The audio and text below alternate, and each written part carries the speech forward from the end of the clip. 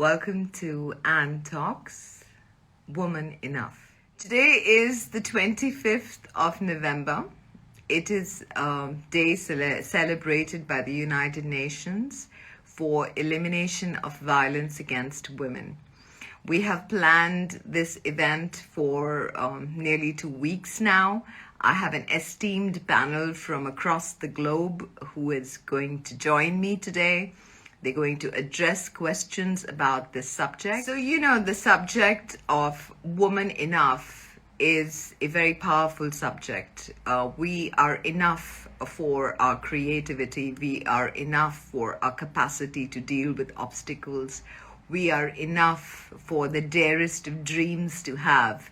And we are also enough to stand up and say no to violence, no to oppression, no to condescending comments, no to belittlement, no to insult and humiliation. So this is an extremely important subject. Our expert panelists are also some people who have seen violence and then, like risen phoenixes, they have created a successful life for themselves. So allow me to take my first speaker, Karin from USA. She is our first speaker. I would like to take the opportunity to introduce her. Hi. Thank you so much, Karin, for joining from USA. It's early morning there. I would like to take a minute to introduce you to our followers and people who are attending this live. You, Karin, have been a victim, and today you are a defender of women. That's quite a it cannot be encapsulated in words.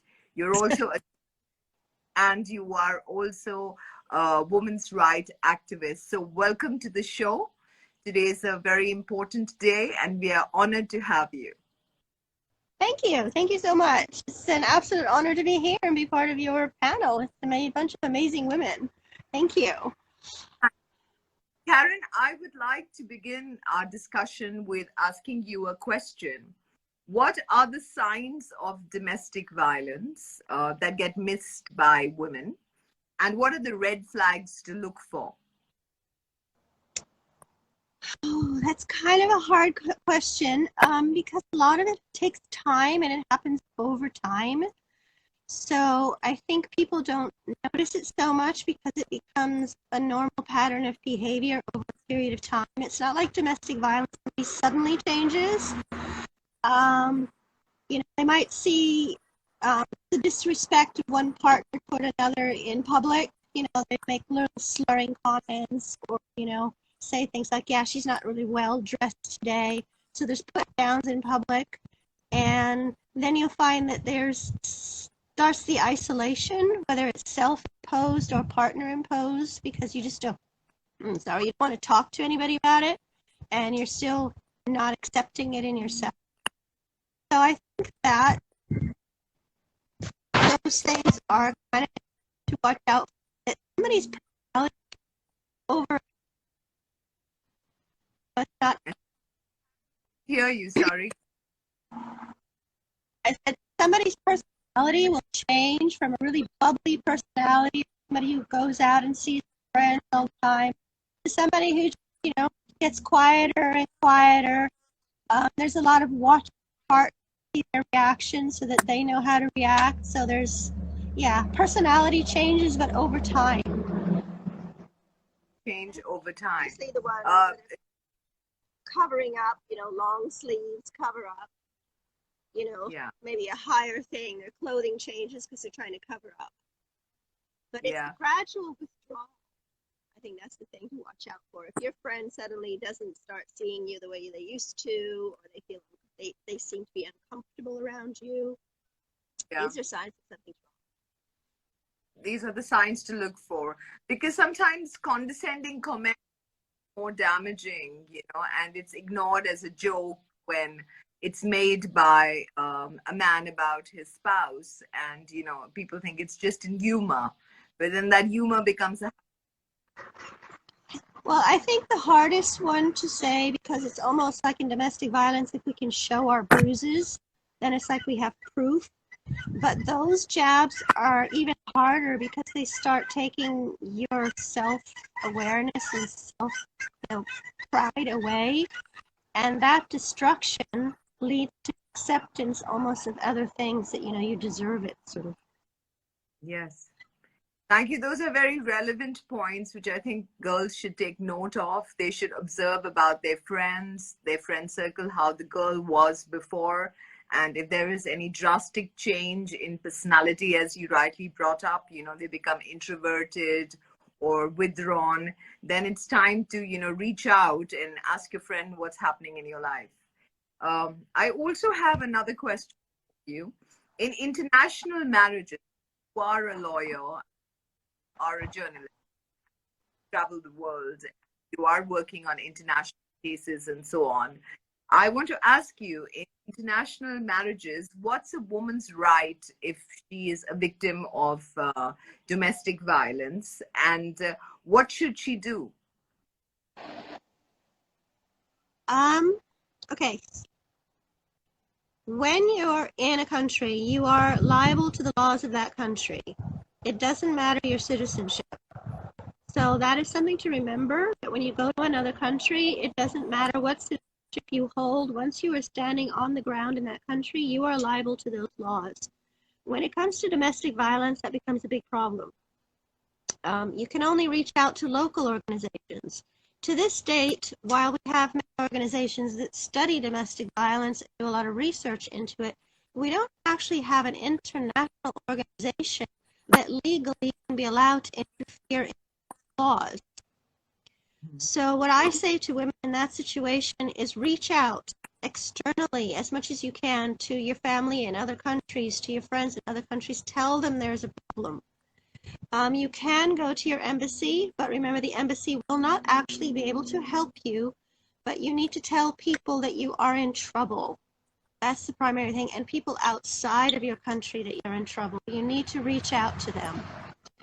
Like I said, you can reach out to local TV, domestic violence organizations, but sometimes that gets very complex because, again, you're dealing with local legal systems, local police systems, etc., etc. Hard as it is, get police reports. Hard as it is, get a hospital report. Get as much external support as you can. You are liable to the laws of that country. Yes. But sometimes the law, favors the perpetrator, because as a foreigner, sometimes language is an issue. Sometimes it's an uncomfortable external environment that you're acclimatizing to. And the perpetrator portrays themselves as the victim, and the victim is unable to, communicate or reach out to strangers as much as she would have done in her local country. So there's the understanding that when you're in a foreign country, you actually don't have normal cultural access and emotional access to the things that you would have in your own home country. And you're also dealing not just with a separate culture who might view this differently, as in, oh, that's normal, that's how we treat women or children, but also the legal systems will not support you. So being aware of that, like I said, my advice to any woman in that situation is, like I said, reach out externally as much as you can and alert people that you are in trouble. And, reach out then to your local organizations and try to come out of your isolation. Because that's hard. Thank you for that. That's very insightful. Karin, I want to ask, organization Project Ask. Can you tell us a little bit about that? Project Ask is designed literally to ask difficult questions on social impact issues. And through the artists, we're looking to open communication at all levels, all arts, music, art, photography, and to bring these difficult questions to the public in a place that is neutral, that people can actually talk about them. And art is that platform where we can all talk together and we can talk about difficult things. So Project Ask is literally that, asking difficult questions and having those conversations and changes through the medium of art. So all of you are listening to Karin, I recommend that you go to her links, sorry, which is already in the post. But you can also Google Project Ask and you can follow that. And you can follow her on Instagram. You can follow her on her official website or on her LinkedIn and are added. So thank you, Karin. I think it's been amazing that you have been so kind enough to first thing in the morning and do this live with us. It has been a pleasure. And I think our audience has learned a lot of things, and they might reach out to you on the I will attach to this live. And it's very good. On this 5th of November, we are in a discussion about swept under the carpet, a subject. It's a subject that want to talk about. It's a difficult subject. Sometimes people feel that we are trying to put men against the wall, which is not really true, because even a man is a father, a son, a parent, he would want his child to go through this. Yeah. Ones who do violence, that we're actually trying to address this. Any last thoughts you'd like to give the group? Yes, do it together, be brave. Together we can get over this and we can help each other. We can do it together. Thank you. Thank you. You should do a detailed all the time. Thank you. Okay. Thank you. Bye. So that was Karin from USA. It's early morning for her, and my second speaker is also from the USA. Her name is Vijaylakshmi. She is also a journalist, and she has an interesting story. Hello, Vijaylakshmi. Hi, Anne. How are you? Finally, we are face to face. So good to see you in the morning, Fred. Thank you for waking up early morning. Extremely good to see you too. Finally, we are talking. So I would like to take a minute, introduce the audience. Our origin, and based in the USA. But you have a very interesting life. So I would like, about your talent. You are a girl whose wings were clipped, but now the wings. That is just a reflection of being a victim, and about the pirate who in Bible. Anne, your voice is breaking. Can you adjust your mic? Your voice is breaking. Can you hear me clearly? It's better. It's better. So I'm saying your journey has been,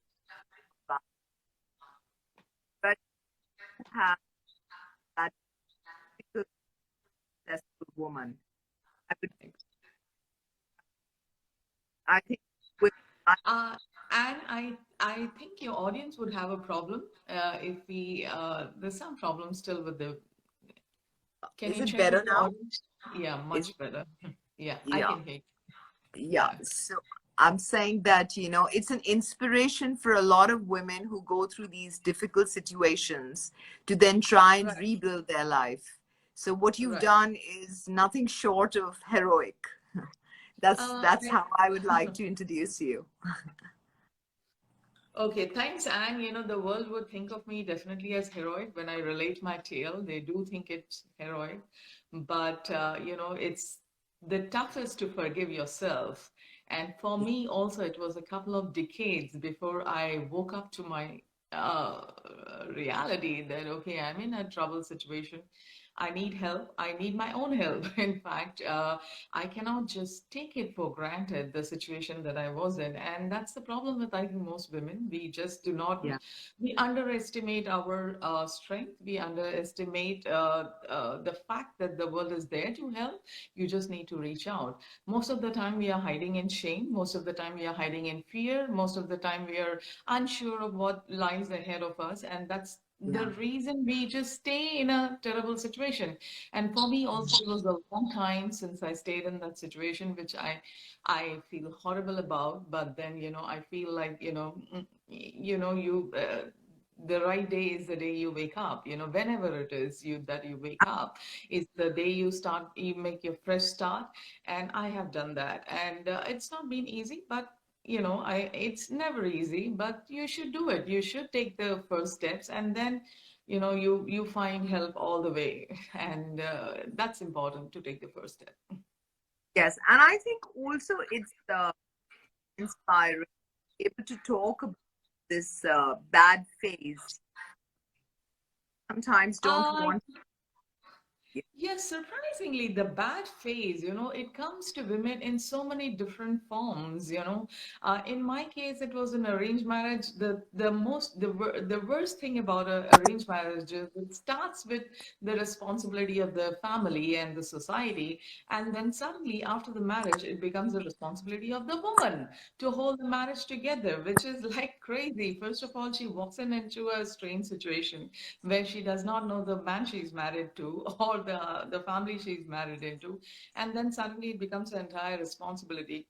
I had it easy. I did not have to face any physical violence, but definitely the mental violence was there, which is something which is hardly spoken about, because that's something which you cannot, list it down. There's no physical proof for that, and that's the toughest to talk about. How your emails are checked, your Facebook is checked, your social media accounts, all the accounts are checked, what you're doing, you're constantly tracked, who your friends are, what are you dealing with, what are you going to do next. These are all kind of mental tortures also, successful women have to struggle with, and that's also a struggle. But here, I think, more than, I think we need to become more aware of this gender differences that's happened. I think women are growing at a much faster pace than men are. Men aren't keeping up with the pace that the women are growing. And the thing is, the control. And so they want to control the women because they are just not able to keep up with the women's pace. And this control aspect is what is hurting, I think, a lot of successful women. Of course, things in India, especially, even in the US, it's pretty bad. The abuse, the physical abuse, the mental abuse, that's going on. It's horrific. But thankfully, I didn't have to go through the physical part of it, but the mental part of it also keeps you deep in depression. And the thing is, the pressure is so low that the intensity is low, but it still keeps you in sort of a coma where you don't even realize that you need help at this stage. And that, it's half my life is over in this whole process. And that's something which I really feel guilty about, but I feel it's important to talk about this. And my goal right now is to reach out to other women and rescue them, tell them what they are going through, and get them out of the situation. I don't want them to stay in the same situation that I was for years, decades before it's all lost. There's a time we need to surface. We have to accept marriages are bad, relationships are bad. It's okay. It's no big deal. You just need to work out. You don't have to put up a terrible situation and make the situation even more terrible. That's my I am speaking to as many women as possible, helping them. There are a lot of women who are, men, they try to control. If they don't control, then they'll try to dump the women. They'll dump the women, unnaturally, unfairly. That's again a very wrong thing to do. But that's again, the constant court battles then to fight for your rights. All this is like, something which really needs to be talked about and addressed. And I ask you the question of the that is a form of, where person hits where you're most vulnerable, like you need belonging, conversation, right. Supportive environment. If the silence is always like at some point in time it creates. Right. Yeah, that vulnerability is something which, even the strong women go through. It's like, if you're strong, in my case, I've been always such a strong woman that it's the family and the friends, like, you're already so strong. What would you be most vulnerable about? But the society and the family and friends, everybody forgets when you are a woman, and you are married and you have a child, the children become your weak point, and you may not be able to focus on your career as much when you have a child. In my case, it was like definitely did not want to leave my child at the hands of some nursemaid or some maids or some anybody else except me. And so I gave up a very thriving journalistic career to be with my child, and that became my vulnerable point without even realizing it. So when, obviously when my ex-husband like tried to hit out on me, oh, you're not working, you don't have the money, things like that. Oh God, I realized I'm in a horrible situation, something which I need to break out of. So, but these are things which you cannot talk about openly to your family, and the family wonders, but once you realize what stopped you, okay, they don't realize that you've lost years you have lost many years, and it's put you in a vulnerable space, and you need help, you need a push, you need some advice, you need a support, which isn't exactly forthcoming, and that's something again which I would say needs to be addressed, because these aspects can really psychologically damage a woman. Absolutely. That brings me to my second question. Are in arranged marriages and honor killing. I mean, Yeah. something we've all heard about. Would you like to talk about these practices, how it takes an individual right? Yeah, it is so surprising that I come from a community in Tamil Nadu which is extremely into honor killing, and this is something which again, thankfully my parents gave me an education, and thankfully I surfaced out of it. But it was told to me right from my childhood that you can do what you want. I was a national basketball player. I represented my state. I was an extremely successful journalist. I was highly educated. But still, it was drilled into my head that you will marry our choice only, a person of our choice only. That's something which you cannot escape. And so, boyfriends, everything was like, there would be something in the wings, but never a serious thing, because, it's more than you, it's the other person who's in danger. So, so it's like, you as a daughter may be forgiven, but the guy who dares chase you is going to be killed. It seems all very funny now, decades later, but it was very much a reality. And I have a cousin who comes from an extremely rich background who had a similar this thing. I was told that you escaped that honor killing because you married. You married according to what the ground rules that was laid down by your family. But my cousin dared to marry her own first cousin, and still that cousin was killed when she was just 5 months pregnant. And it's such a horrible situation. She was widowed when she was just 22, 23. She still lives the life of a widow because she chose not to remarry, because the fact that her own parents killed her husband was so shocking, so traumatic. And she was an IT professional, very well educated, obviously super rich, but still she had to live a horrible, gory life. It's a good thing that her brother-in-law supported her, her in-laws supported her, and she raised her daughter all by herself. So, we grew up in the same family. I succumbed to the laws. She did not, and she had to face the price for it. I succumbed to the laws, and I still paid a price for it, because obviously after marriage it became my responsibility to hold the marriage together. Then the family disappears, the society disappears, all your brothers, your parents, everybody disappears. Then it's just my responsibility. And so both ways it's a horrific situation, and I am ashamed that the practice still continues, not only in my family, my community, but the rest of the country as well. And God knows when this will stop, because the parents they think just because they brought up a daughter, they have to fall for these rubbish practices. I wonder where their love goes. I was the only daughter, and I still had to pay the price. Only daughter, what happens to the parents' love? Parents, do they stop loving their children after a certain while? Or, they are so scared of society that they have to do all this, and this conversation really, really, really needs to happen everywhere now. Because enough is enough. Seriously, it's enough. It's been like decades in my own situation, and it's been centuries in India. How long more are we going to suffer through this? This needs to stop.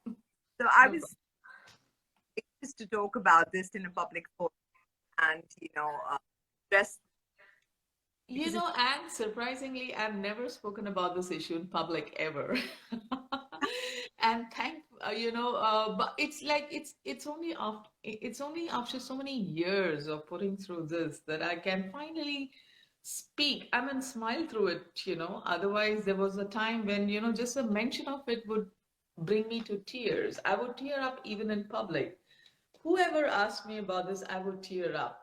This is the first time that I'm actually able to speak about it honestly, just the way it should be told, just so that, others who are being impacted by this surface out of this, they find the strength to surface out of it. I really am impressed. Oprah Winfrey has been my childhood hero all this growing up years. And that's one thing which is she always says that you speak about your problems so that somebody else who's going through a similar situation finds the strength to emerge from that situation. And that really is my goal too. So hopefully, yes, I am able to make some impact somewhere, but yeah, it is not easy. It's only now that it's okay to talk about it. It's like, it's something which happened in the past. You can put it behind you, you can grow, and now you can talk about it. yes. And I don't think that minutes is sufficient. So I'm going to invite guests to have a longer conversation because Absolutely. Absolutely. It's a I pleasure being here. It's a pleasure being here. And just call anytime you want to, and sure we'll have a longer conversation over this. thank you so much. And Thank you. so that was Vijaylakshmi Nadar from the USA. So I'm going to take my next speaker, who is a very interesting woman, very empowered woman from India. Her name is Sonia Kulkarni. Hi, Sonia. Hi, Anne. So good to see you. To see you, and it's way into the night in India. So thank you so much for agreeing to come on the live. One, Yes. you're a dear friend. You have a beautiful story of victory.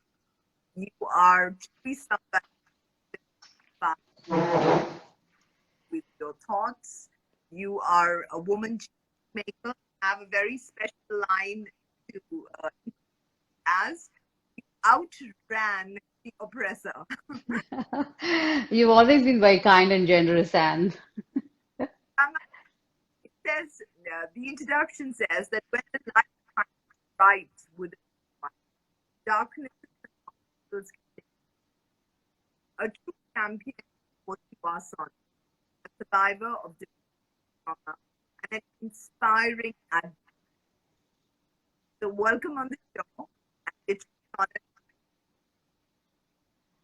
So thank you so much, Anne, for inviting. I mean, and honestly, it's very humbling, and thank you for allowing me to share my story on such a wider platform, on such an important day today. As I personally believe that while, today we're observing it as an international day to eliminate violence against women and, of course, children in many ways, it's not just a day, but it has to be a movement which is continuous, not just for women and by women, but of course for the entire human race and mankind. I have drawn a lot of support from people, family, well-wishers, irrespective. At the same time, it's a very strong message, and like I said, enough is enough. So if you can't really do anything about it, support it by spreading awareness. At least don't be a witness. And violence for me is not just physical, or it's more about also emotional and mental, because in many ways, the scars that are left behind, the women and of course the family, because women is central to the family and her children, and everybody suffers around it. And a lot of the perpetrators are even the silent spectators. In my case, of course, the only time when I started speaking about it is when I realized that, while, you're going through a situation, there are, of course, people who don't take a stand.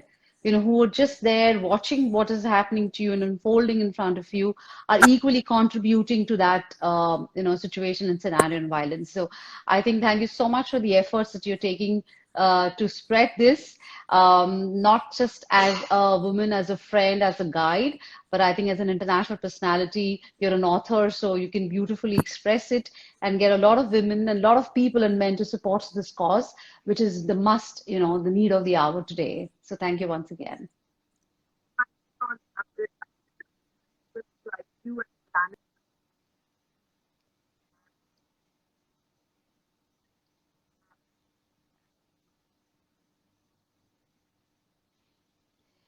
And your voice is cracking, so I'm just trying to get what you're trying to say. Yeah, there seems to be a little,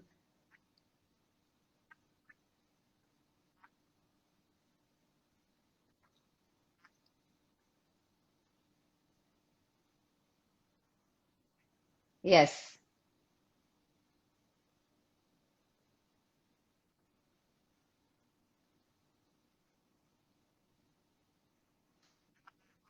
Yeah, now much better. Yes, yes.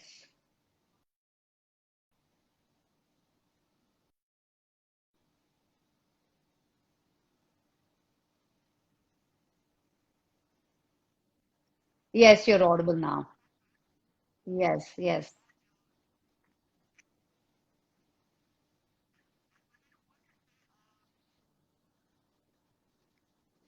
Yeah.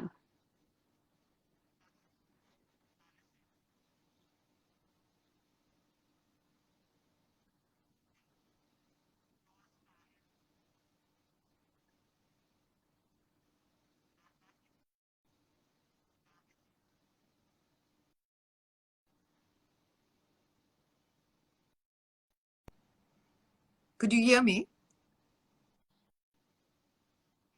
Yes, I am, yes, trying to hear you, yes.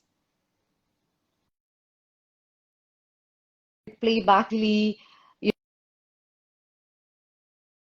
not just the men, it's also the women who, in their own way, silent.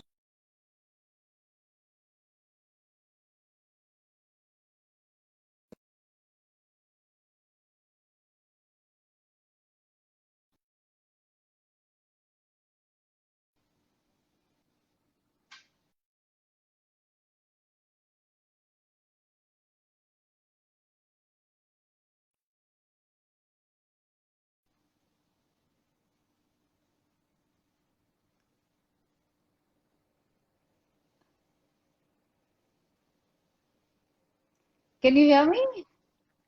Yes. Can you hear me clearly?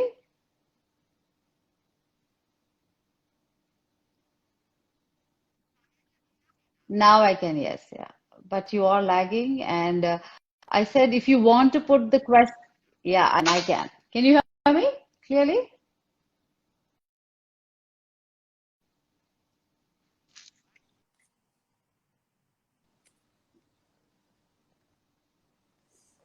You can go ahead, Sonia. I can hear you.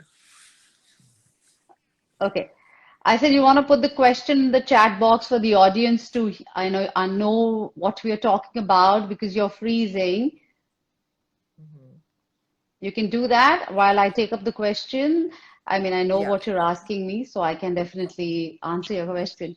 So, whether it's the Indian society or I hear a lot of such stories and experiences even internationally, and I personally believe that, stronger women need to build, the stronger women, and it's our tribe and it's our community, and we honestly are very self-sufficient.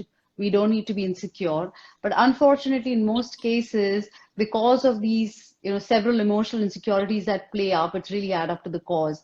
And in many cases, you would see in India, especially, I can talk about from personal experiences. Um, while we of course blame the men in the opposite sex, and we try and garner support from them, and obviously we say that we are oppressed, but I believe that a lot of women, I mean, that's where really the conditioning or the upbringing happens, add to the woes. And it is a lot of women who are unfortunately very insecure, or from the positions that they come from, simply because they're not very confident about the their own independent status or their financial independence, that they seek, support from either the men or the external world, also contribute to the larger causes that a lot of women suffer and, end up in, marital discords and, houses. In my case, unfortunately, yes, I can say this openly because today I have accepted it and I'm able to talk about it. When I was going through it, of course, the trauma was quite a lot because, when you, you have a friend, when have a sisterhood, when you have, your children, which are your best friends, you don't really expect this to happen, but unfortunately it did. And while, of course, the men do what they do, there are also, I think, a lot of women who need to understand this, that kind of help me get out of it. But how many such women, especially if you see in the interiors and tier 2 and tier 3 villages, women really struggle a lot. Every day, I'm part of a single women supporter group, and every day I hear of horror stories. And trust me, these horror stories are coming out of metro cities, and it's very difficult. So my only outreach or reach out to women is, you don't need to do this. If we Yeah. support each other, we build a stronger community, why do you need validations? Why do you seek this kind of, validation from an external world? You're strong, you stand by yourself, you provide for yourself. Yes, you may need companionship, you may need a relationship, but I think beyond that, Mm-hmm. I think we need to be far more sensitive, the kind of situations we are facing at multiple levels, whether it's at, home personal level, whether it's in office environment, we are battling. For me, I always used to tell, but the best part is, I had my father, I had my own sons, especially my eldest son, who stood by me, and Yeah. gave me the support that I really wanted at that time, besides, of course, my mother and sisters. But we need to address this very, very strongly. And also, Sonia, I'd like to add something here. I mean, relationships happen and things happen, but you don't have to be with somebody else's husband. But at the end of the day, you wouldn't want that to happen to you, Correct, Just yes. like when you are so carried away by that emotion, you've got to realize that someday that can happen to you too. Absolutely, know? yeah. Because it's just a vicious circle of what you sow, you reap.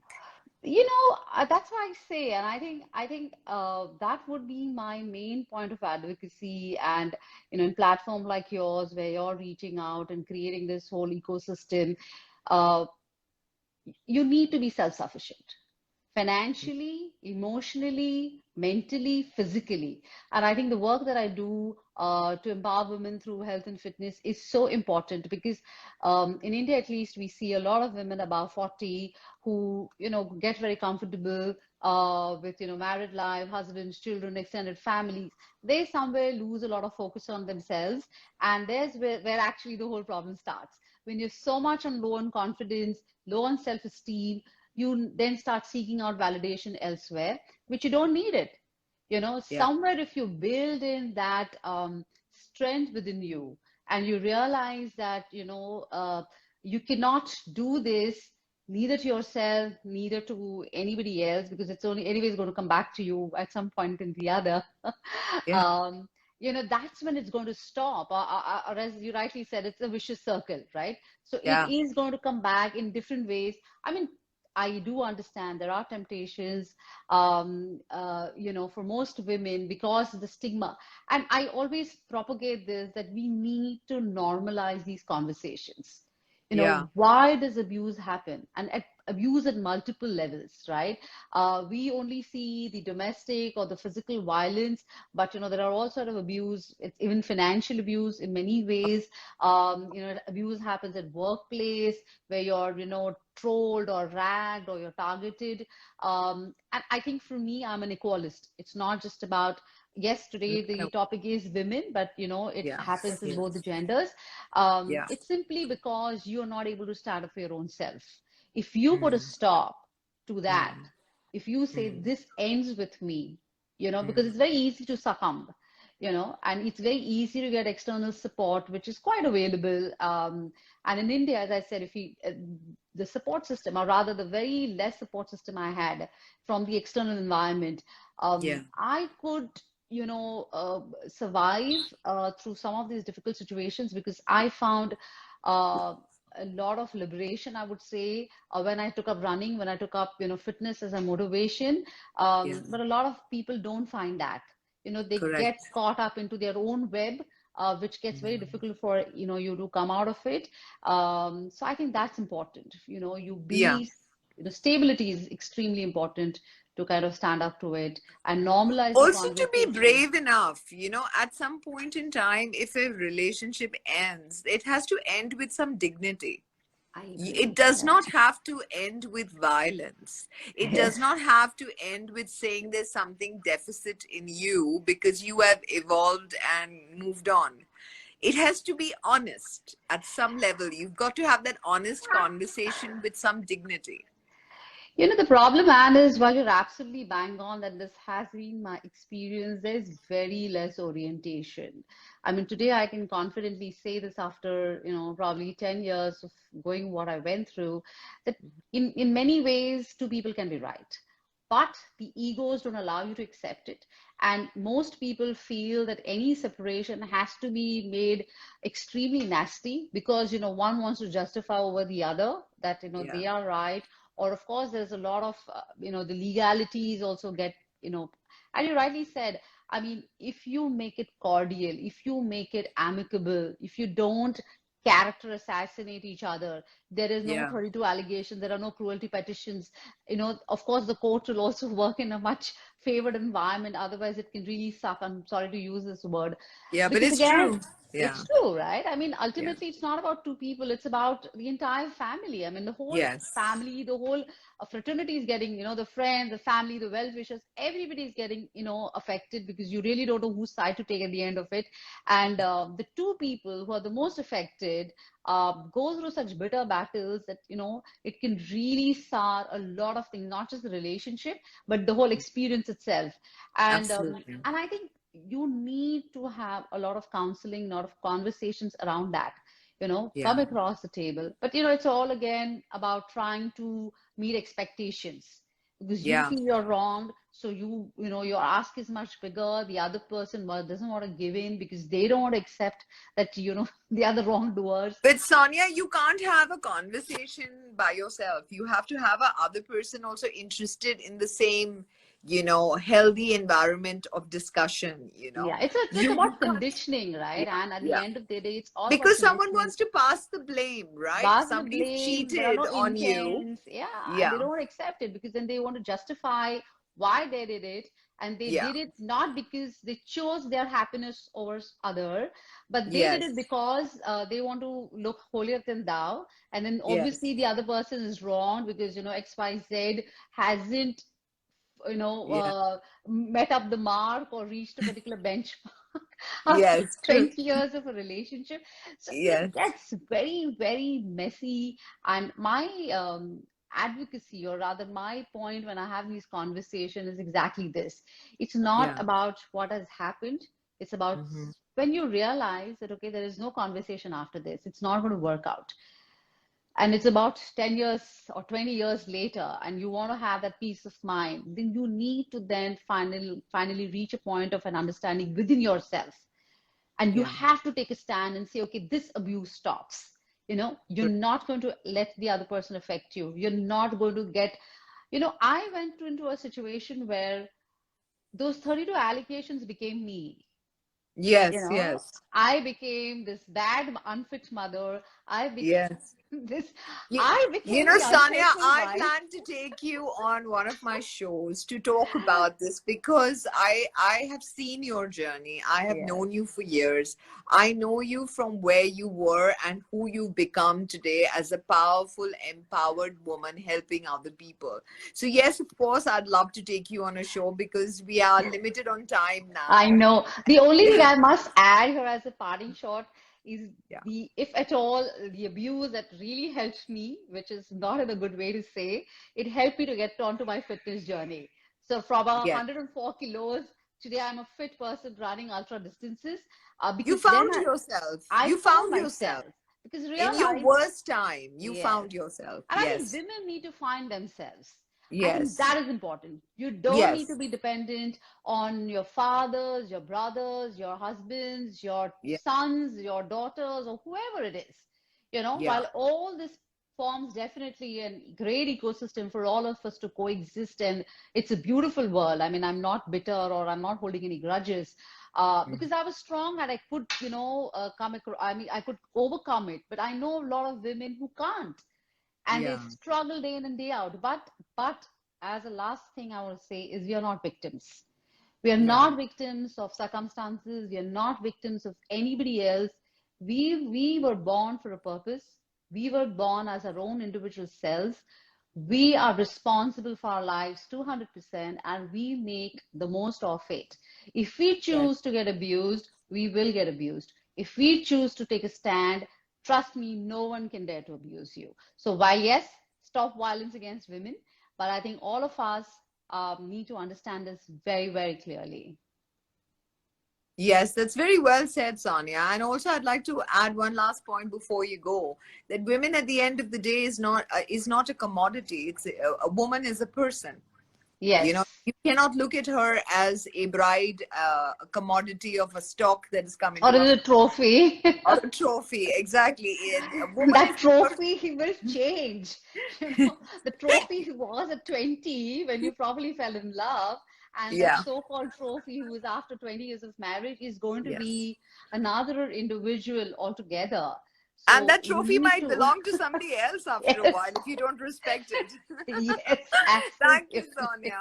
Thank you, Thank Anne. you, Thank you so Sonia. much for having me, Lots and of it was love. lovely talking to you. Same Yeah, here. we will do a Bye. dedicated one with you soon. Yeah, No, sure. your sessions are very interesting, and I hope a lot of people who are hearing us, listening to us, get a lot of motivation out of this Yes, and that's stand because up of for women themselves. like you. That's Yes, because of thank women you. like you. Thank you, Sonia.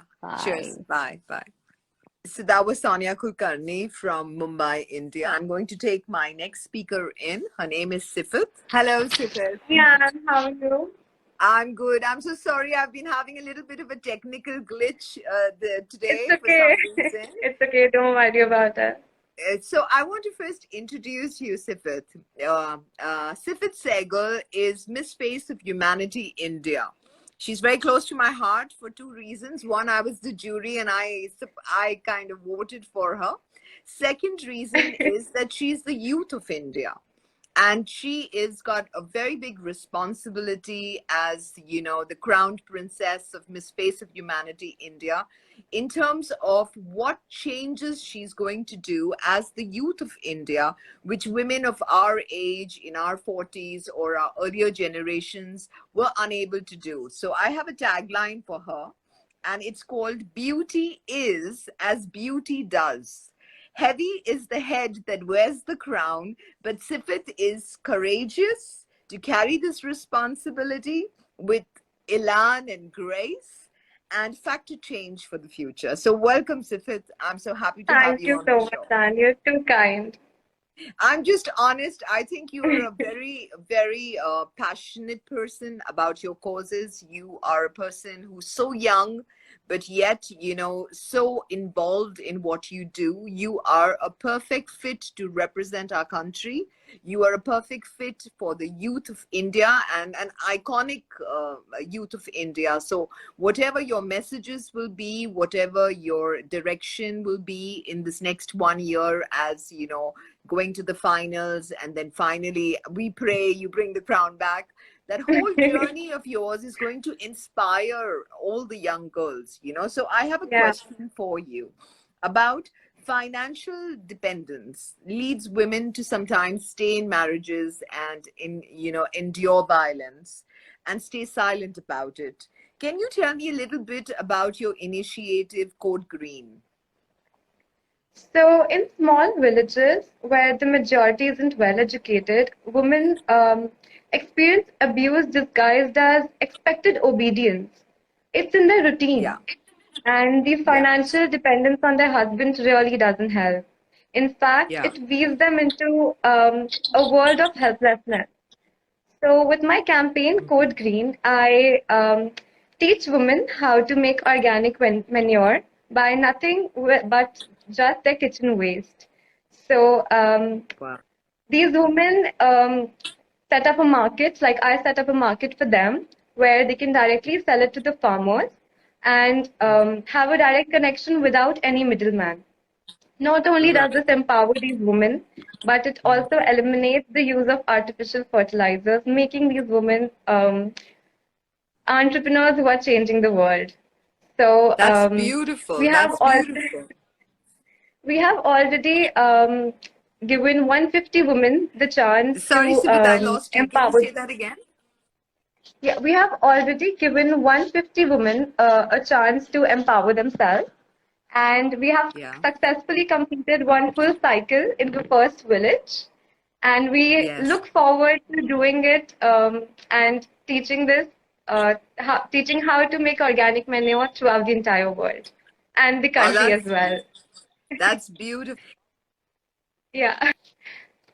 Congratulate you for that. I mean, such a young girl thinking, so ahead of herself. I mean, that's commendable. I feel very inspired hearing you. My second Thank question to you. you.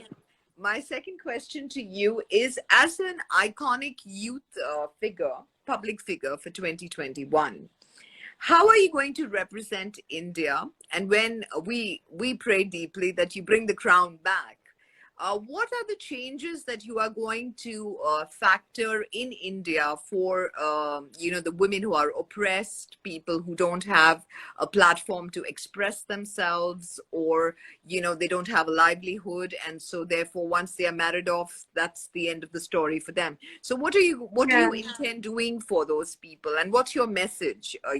As an iconic youth figure for 2021.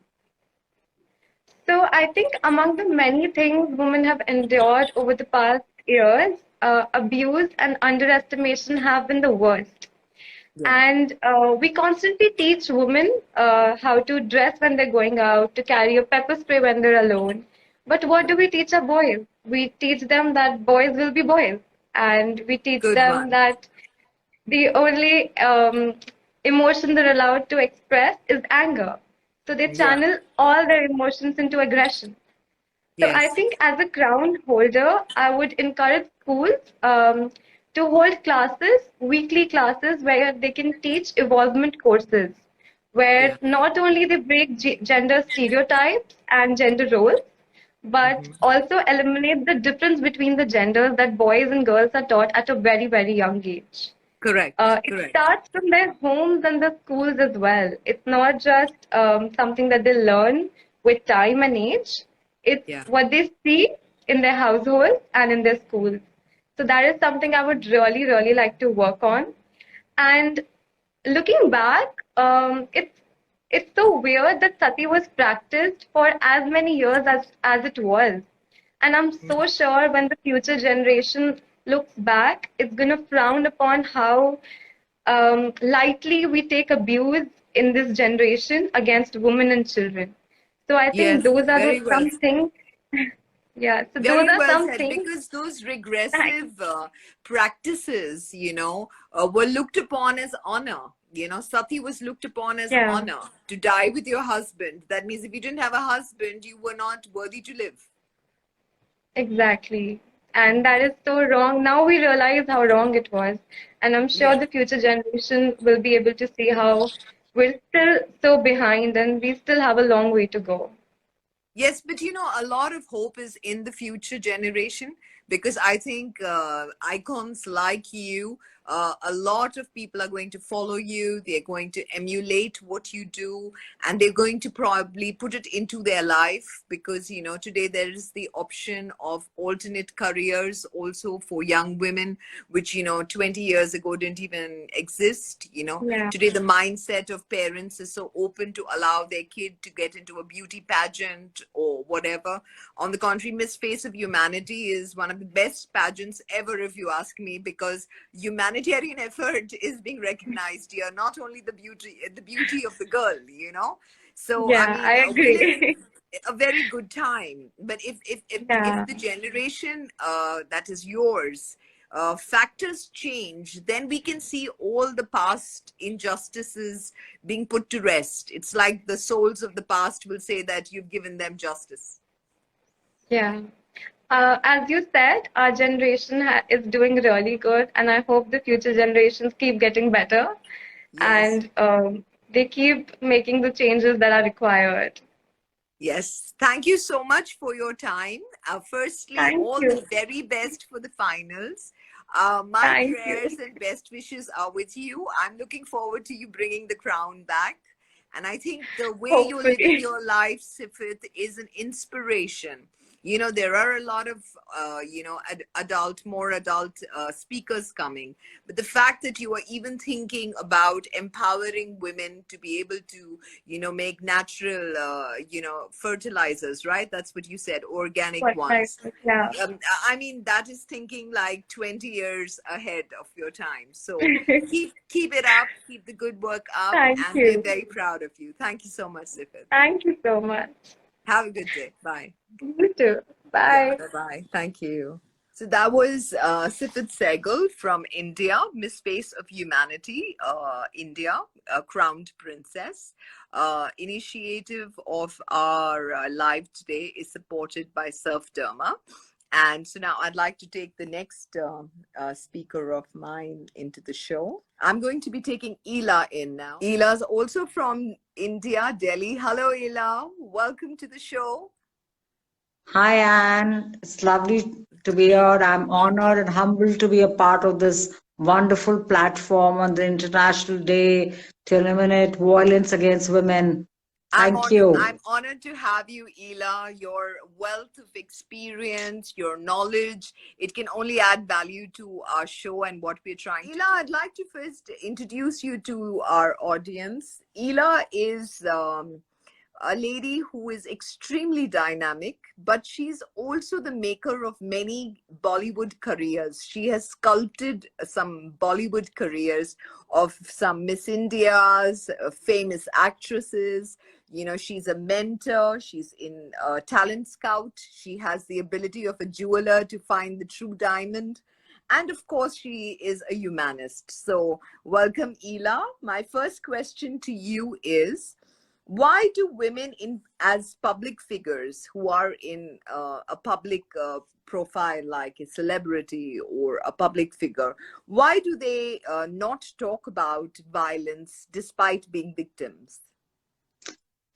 Well, and very honestly, there are various factors, maybe social stigma, losing your lavish lifestyle, nowhere to go, no support from family, financial dependency on the spouse, Yes. compromise, Yes. as and also, so many women, are like, they know their husbands are having, the so-called well-to-do husbands, the celebrities are having relationships or affairs outside. Yes. But they choose to turn a blind eye to it because they're used to that, lifestyle, and they're so scared of, that if they raise their voice, they lose that tag of being XYZ's wife, or, the mother, or, the whole gambit which goes with it. So, it's like a, the title we say it's like a trophy wife, and they like to be it, So unfortunately, yes, there are some women who have started, talking about it also in that industry, but the numbers are very few right now because, like I have been hearing the conversation stuff. Yes, things have, from what we started 20, 25 years back to now, things have changed in our country, that is India. But still, talking about personal relationships issues, people are still reluctant to a certain extent, they feel like, especially women feel that maybe it's their fault that they are not being able to hold their husband to themselves, and it is because of them their husband is looking out. but they don't realize that in this so glamorized world, when you're working in such close proximity for months together on a project, attractions are bound to happen. Okay. Yeah. Now it's up to also the other woman, that she also needs to realize that, that person is somebody's husband or somebody's father. Yeah. So I would not, just blame the man. I would also blame the other woman. And Yes. I would also blame the woman who's taking it, So Yes. each one is responsible for that. Mhm. So I would say, these women who are taking it have to themselves take a step, Yeah. and talk about it. Yeah. And there is enough help today. There are enough organizations, there's enough, lawyers, enough people to talk about it and help them and, fight for their rights and whatever. But if Yes. women themselves don't talk about it and they don't want to come out of the shadow of their celebrity husbands, so as to say, then, I mean, who can help them? Sometimes you have to help yourself. Correct. Ila, can I request you to just adjust your camera a little bit because your face is not coming into the half zone. Yeah. Little bit down, little bit. Yeah. Is that fine now? No. Now I can't see your face at all. Yeah, that's fine. You just need to look into the camera. Now it's too high. Yeah, that's fine. Just a little lower, please. Yeah, that's is perfect. that okay? Yes, that's perfect. All right. And it brings So as I said, sorry. So as I said, these women have to first take a step themselves. Yeah. Once they talk about it, and I mean, there are a lot of people who have been talking about it, but they need to talk about it in open, come out, and there are, as I said, a lot of people who will be willing to help them. Yeah. So I would request all these women to come out and talk about it themselves. Yes, yes, I agree with you. This brings me to my second question. I want to ask you, let's talk about the middle class strata of women in India, or the lower middle class strata, who are the bread earners or breadwinners of the family. They have alcoholic husbands, they are the only ones who are earning this money, they get violated, beaten up every day, exploited, their money is taken away by the husband, they don't have much options, and NGOs don't help them that much, so who will help these people? And you've also done work with these kind of segment of women, so would you talk a little bit about this? I mean, what is the thing that these ladies can do? Which are the NGOs who will help them? Whether NGOs should help these people more? What is your thoughts on this? See, very honestly, and most of these lower or middle class women, so as to say, come take up work more to feed their children. Yes. And unfortunately, they don't follow that 2-child policy or a 1-child policy, which most of the educated lot today are following. Yes. They have at least 3 to 4 children, most of them.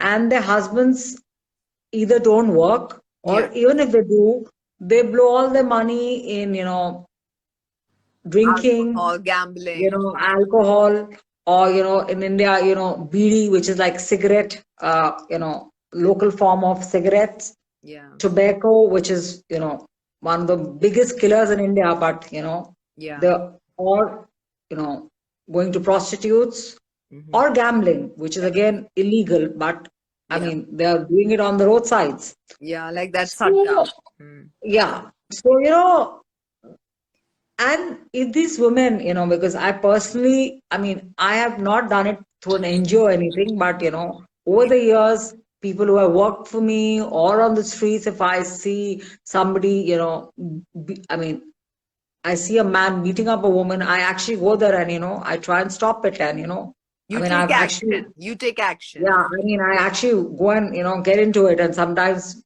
my folks feel that I'll get into trouble and, I'll get beat up by somebody. Yeah. But that's okay. That's me. I cannot take, anybody being subjected to any kind of violence, Yeah. That's my nature.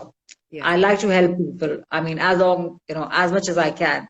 Right. So, and when And I see when these women say no, like they earn the money and they say no, that, we will not give it to you because, I require the money is required for the children's education, though, government schools provide free education, but then, there are other,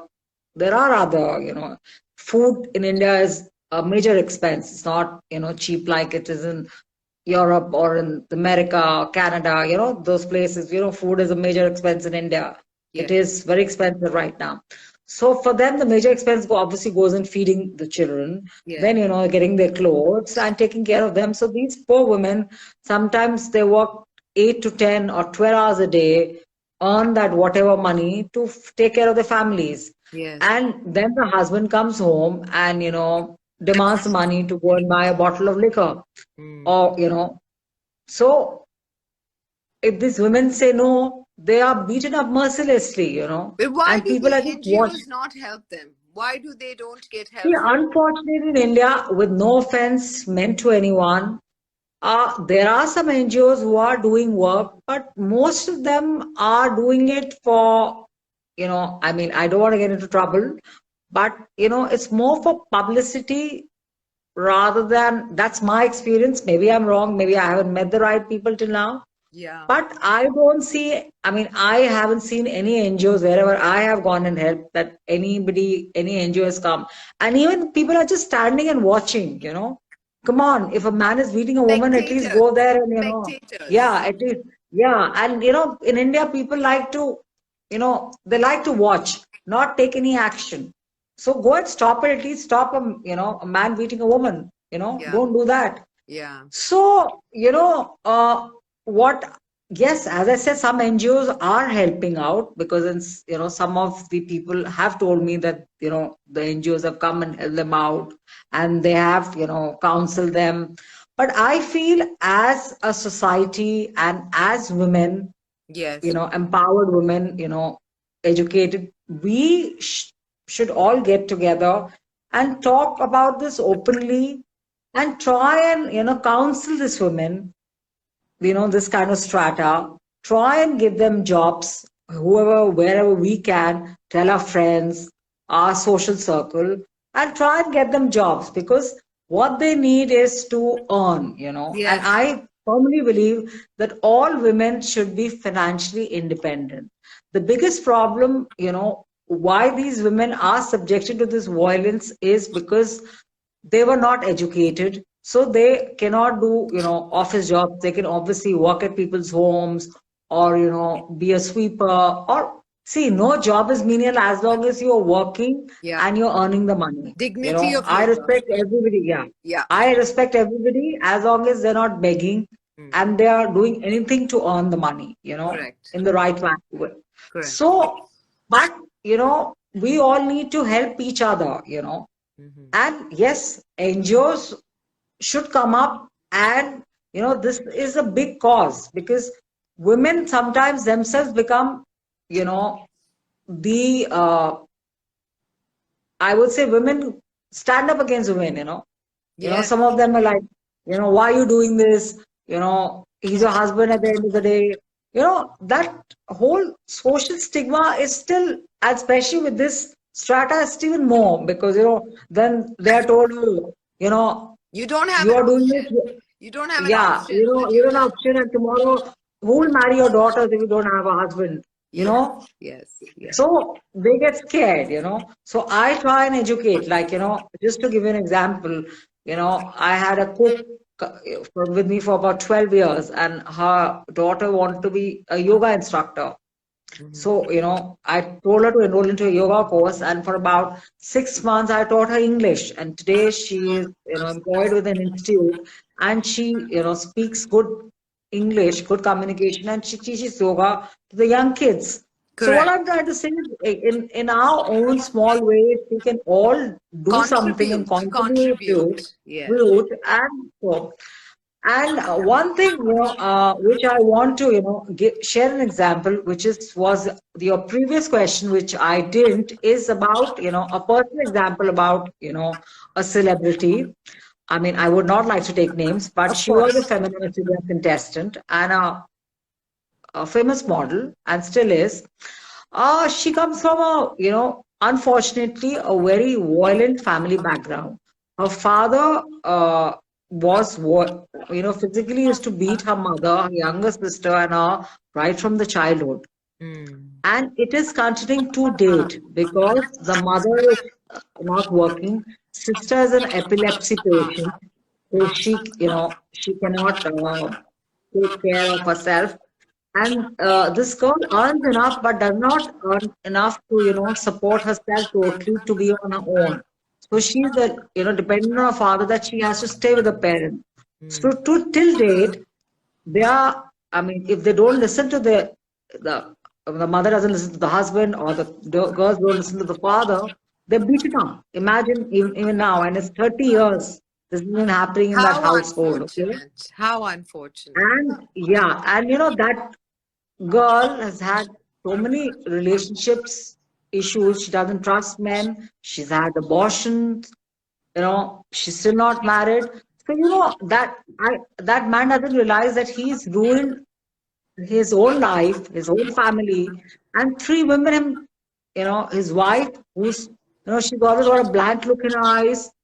The younger daughter has epilepsy, and the elder daughter is not married. And I don't think she would want to be, because she's so scared that what if the same thing happens to me, or what if I've got the same genes to my father? That's the whole point about abuse. People think it gets over with that one assault, or that 2 years of belittlement and humiliation. But women carry that with them in life. Till they That's go true, to a and this doctor has been and going on. address it. It has to be addressed because you carry that negativity within you, and you blame yourself. Why am I Yeah, from that and family? some do, and sometimes you feel, maybe something's wrong with me that I'm going through it. But that's a And very 30 years is a regular long trait in time. women of blaming themselves, and that's what perpetrators, thrive on, where the It's guilt true. is transferred to the woman, that because of your nature, you were beaten up. Because of Yeah, being too and friendly, you were beaten up. Or because you spoke out of way, you were beaten up. So there's always the blame returns to the woman, that she's the one who's provocating violence. And so the it's man is true. I mean, violated. like this girl, I mean, she's a model, so obviously, the shows end up late in the night. Now the father wants her to earn the money, but then if she comes back at 2 in the night, now he says, "Oh, so who did you sleep the night with and come back?" Come on, she's gone for a fashion show. They finished late in the night. So, it's such a catch-22 situation that, I mean, what do you do? We've all tried to help her, but at the end of the day, the father controls the financial this thing. Absolutely. Anyway, as I said, I read somewhere that violence against women isn't cultural. It's criminal. Equality cannot come eventually. It's something we must fight back for now. Yes. Thank you. Namaskar, and it was lovely It was talking to you, wonderful, Anne. Ila. I am going to take you as an exclusive speaker to talk about the Bollywood industry, your experience, your much knowledge of working with youth, and how some of them have made success stories of their lives, but some of them also come from very horrific backgrounds. I don't think we have the time to have all those discussions on this Yeah, short I live, understand but that. we will definitely schedule one, because I think it's very good content. It's very good things to share with the world, so people feel that they don't have inhibitions to talk. Ila, it's been an honor and a pleasure. Thank you, Are you Anne. there, Ila? Thank you. Yep, I am. Bye, dear. Take Thank care. you. God bless. Bye-bye. Bye. Thank you, love. So that was Ila from Delhi, which is the capital of India. And I'm going to take my next guest, who is also from India. Her name is Julie Desai. Hello, Julie. Hi. Hi. Welcome, Julie, to the show. I would like to start with introducing you, Julie. Julie, you're from Thank you. India. You are a voice for women's rights in India. You fight for that. You stand up for that. you are a mentor, you're a speaker, and you are a passionate advocate of change. So you are a very important panel speaker today, because we are talking on the subject of elimination of violence against women. So, Julie, I'd like to ask you my first question, which is, Yes. how many women seek help in an abusive relationship? What is the statistical data in India? And what is the statistics of violence in marriage? So I'm just going to quickly, that this data may not be up to date, but I'm just going to quickly browse through it, and I will have to look at my laptop to look at the data. Into 2020, post Yeah, sure. COVID, the violence has spiked tremendously, and I have some state-wise number which I would like to mention here very quickly, because Yes. we don't want to prolong it for other speakers as well. Women who Yes. experience domestic violence, I just let us take state-wise. In Andhra Pradesh, 82.8% women never sought help. Then 9.6% sought help, so they told someone, but not necessarily legal help. And only 7.7% sought help. This is about Andhra Pradesh. I'm going to look at a couple of other states. In Bihar, we had 84.3% never sought help or never told anyone. They did not even tell their friends about it. Then 6.8% never sought help but told someone. And then 8.9% in Bihar sought help. Now, you know, this data is cumulative because there are degrees of violence. So Yeah. when it becomes too much for women, so it depending on the state. Let us look at Gujarat. Gujarat is, we believe that, you know, it is little better than some parts of India. And in Gujarat, we had 74.7% who never sought help. Then Yes. we had 9.9% who told somebody, and then 15.4%, little better, who sought help. So Yes. I think, you know, I mean, I have been hearing the other speakers, and I've been listening to them, and I understand that even though I am a human rights activist and a lawyer, but I haven't been subjected to any kind of violence in my life. So I don't know the kind of trauma they go through. I can relate to them, but I do not know, because personally I haven't suffered. But Yes. no, we have been talking about, when we talk about change, we've been talking about you know, change, you know, they should do this and they should do that. So we are talking about a very short term changes, and we are not looking at the long term changes and what we need to do as a society to change that. Because Yes. you know, a lot of women that, you know, they don't seek help because, suppose, main cases in India is mainly due to dowry and drinking, you know, alcohol abuses and various other society norm reasons. So you know, even the women who are part of that family, suppose a daughter-in-law is being assumed, I'm just hypothetically speaking, a Yeah. daughter-in-law is being abused, the mother-in-law has been taught from the beginning that my mother-in-law did that, why should not I do it to my daughter? Exactly. Exactly. So It's a that mindset mind thing, change. Julie. Yeah, it's a totally mindset thing, because it's the same gender, but they don't support. Yeah. So see, that's the whole point. So instead of playing a blame game, we have to look at the root cause of the problem, and that is something we've not been doing it as much Yeah. Yeah. as advocacy groups. What we need to do is that we need to make that shift, and to make that shift, we need to somehow uh, get to the gender equality, for the simple reason, because still we have a patriarchic society. You know, it is, there are so many things, not only violence, so many things it's allowed, you know. Yes. So that you know, it is allowed, so that is where the change begins. Then no, it is not allowed, because nowadays a lot of women are also working, and still the looking after the family, or you know, doing the household chores has been dumped on women, so they are in fact multitasking all the time.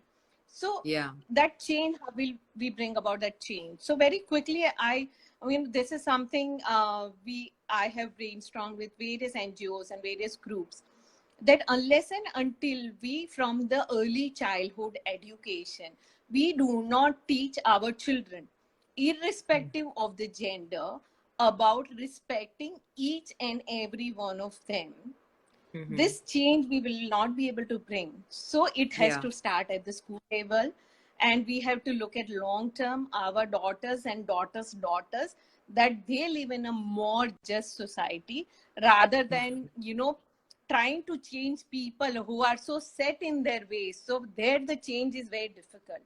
Early Yeah. ages, childhood education, if that is inculcated in them, then the change is easier to Yes. bring about a more just society. And I think most of the issues women are facing can be, you know, can be neutralized by this change. Yeah, but just like Julie, I want to add something which is not a part of our two questions, but something I want your opinion on.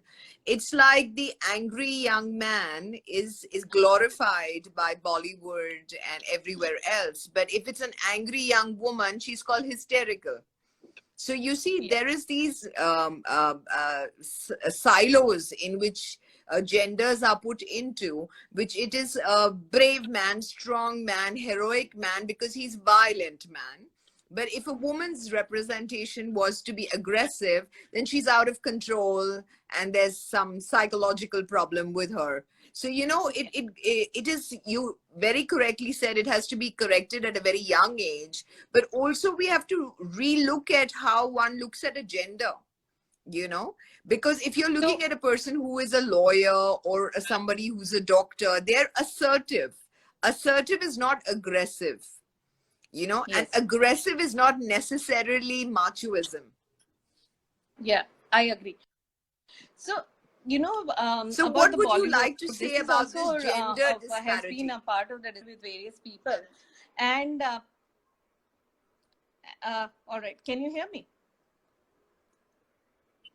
Yeah, I can hear Can you hear me? Yeah, I can hear you. Yeah. So, you know, I think it is the mass who requires, you know, they are in a catch-22 situation. I don't want to play a blame game.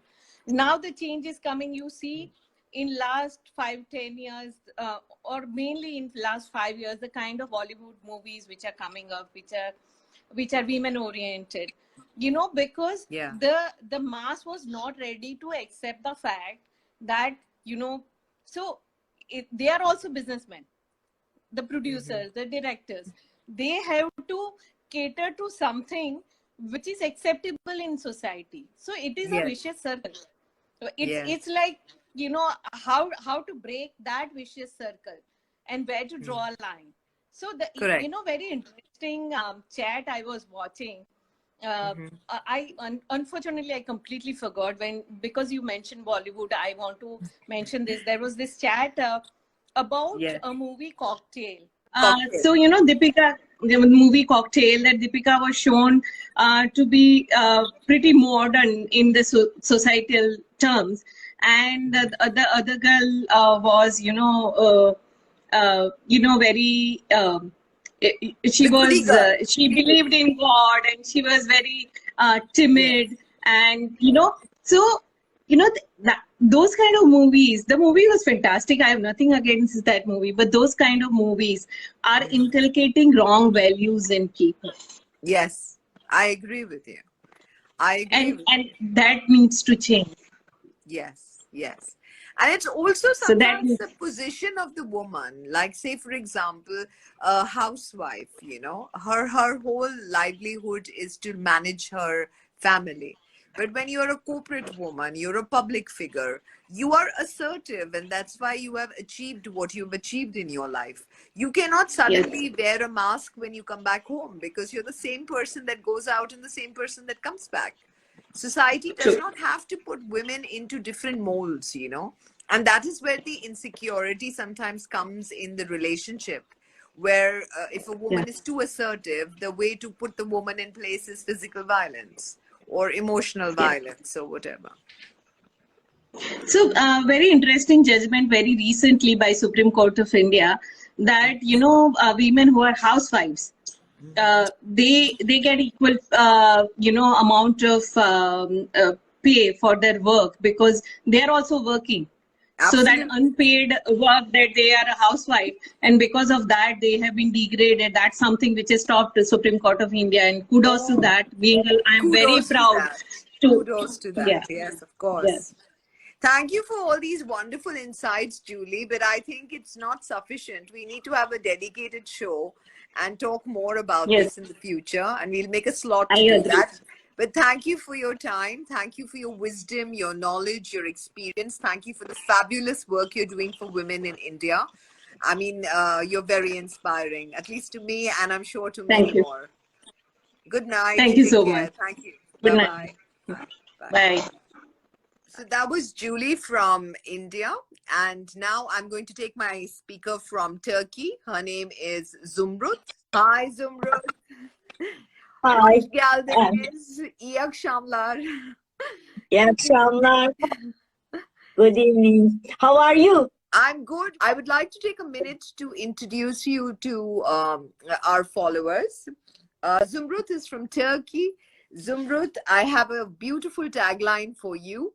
You are a keen observer and a humanist who believes that all of humanity is equal, which includes human beings, nature, animals, Everything. all to be respected and all equal in your eyes, And so I think this is the most beautiful description for you, that you do not segregate man separate, animal separate, nature separate. For you, it's all the same. You're also an editor and an author. So you are a very sensitive, great insights, a thought-provoking, mindset change kind of a person who has evolved over the years. And I'm very fortunate to call you a friend. I've known you for a long time. You're a very inspiring woman. So I think my Turkish followers will be very happy because I'm going to ask you a question in English, and if you can answer that in Turkish. Okay, I see the Turkish participants. That's okay for me to speak in Turkish. If I saw that the English foreigners, Yeah. I can speak in English too, but You this can go is between both languages. You can go between both languages. We are happy. okay. Okay. So my first question is, what is the amount of domestic violence in Turkey?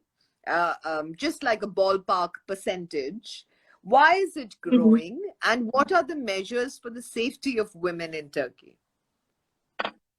Okay, good question. Especially the violence in the family, the numbers are not healthy, I think, because women or the families doesn't want to go to the police, so the numbers are not healthy. But the death number, femicide numbers are the clear one, and we know the that woman who killed by a man. So I will share the numbers. You will see how bad is it. It is. Okay. Okay. Please do. Okay. Actually, 386 women is dead till now from January. Sorry, I don't. 386 women were killed. 386. 386. My God. And in how much of span of time? From January to now, and not this last month number. My God, you're talking about you were telling me that 380 deaths this year in Turkey Evet, in evet, 2021. evet. Ocak ayı ile Ekim ayı arasında, between January and November, Shocking. 386 women is dead. 225 women's killer is captured, and the statistics is as follows: for 44% of that woman are killed by their husbands. Unbelievably scary. Evet, Unbelievably scary. Türkçe de söyleyeyim, takipçilerim var. 225 kadının katili kocaları, %44'ü kocaları. Bu da şunu gösteriyor: women are killed by their love. Yani sevdikleri tarafından öldürülüyorlar. %44'ü kocaları, %13, 13% which is lovers, boyfriend, ex-husbands, 60%, 40% ex-lovers, 40% daddy, Unbelievable. fathers, 5% their son, Sons. yes, and 2% is their brother. But why is this violence happening to women in Turkey? Why such big numbers? Why? What is the reason? Okay, let me tell you one thing more. 64% of that woman are killed in their home. In their homes. Yeah. Evlerinde öldürülüyor kadınlar, %64. Only 12% which is killing on the street. The others are in the forest or cars or something else. But women are killed by a gun, 48%, 33% by knife, and 11% choking. Boğularak öldürüyorlar. Yeah. Choking. Yeah. Unbelievable. This is unbelievable violence against women. Unbelievable. Why is this happening? This is funny. Actually, bad funny. I will explain in Turkish. Kadınların şiddet evlerde var. Ancak her evde olan şiddeti tabii ki bilemiyorum. Ama ne zaman ki finalize ediliyor, öldürülüyor, o zaman biz bunun kaydını tutabiliyoruz. Devlet sadece kocaların öldürdüğü kadınların kaydını tutuyor. Ancak kadın cinayeti dediğimizde erkek tarafından öldürülen tüm kadınlar olmalı. Femicide should be women are killed by men, not the only woman that killed by their husbands. It's different. Prostitutes, killing a prostitute is not counting as a woman crime. O yüzden de bu tanımın değişmesi gerekiyor devletin gözünde. Yani devletin tanımı değişmeli. Neden peki oluyor bu cinayetler? Şiddet var. Eğer kadın evindeyse, ekonomik özgürlüğü yoksa bu şiddete katlanıyor. Ve bu şiddet devam ediyor belli bir seviyede. Ama ne zaman ki kadın ekonomik özgürlüğünü alıyor ve ekonomik özgürlüğünü aldığında ilk iş boşanmak istiyor. İşte o zaman şiddetin boyutu artıyor. Bu erkekler boşanmak istemeyen erkekler. Bu erkekler reddedilen erkekler. Beni sevmediğin için seni öldürüyorum diyen erkek. Ya da başkasıyla beraber olma diyen erkekler. Bunu hani bir de İngilizce olarak anlatayım. Takipçilerimiz var. If a woman has a economically freedom, has a Yes. freedom, economically strong, then she wants to divorce. Yeah. And when she wants divorce, Yes. violence becomes getting great harder. Higher. And these men, the killers, are the man who doesn't want to divorce, or after divorce, who doesn't want to see their ex-wife with another man. Ego. But also, don't you think, Zümrüt, the women in Turkey are also responsible partly, like the mothers will never support the daughter-in-laws, even though they see the violence happening. This is a very common thing in India also, where they see the violence happening. They have also been victims of violence in their marriages, but they do not support it. It's more a mindset-related issue. This is changing now, and if in the house only the man earning money, Yes. if the man is earning, then nobody wants to go to police, because if they go to the police, man can't work, maybe 2 days, 3 days in jail or something, and some punishments, and then money, there's no money for the house. Right. Therefore, they are not going to the police. Annelere gelince, the mothers, neler aslında sırf bu para meselesi, yani eve erkeğin para getirmesi sebebiyle çok fazla da bunu gerektiğini tutuyorlar.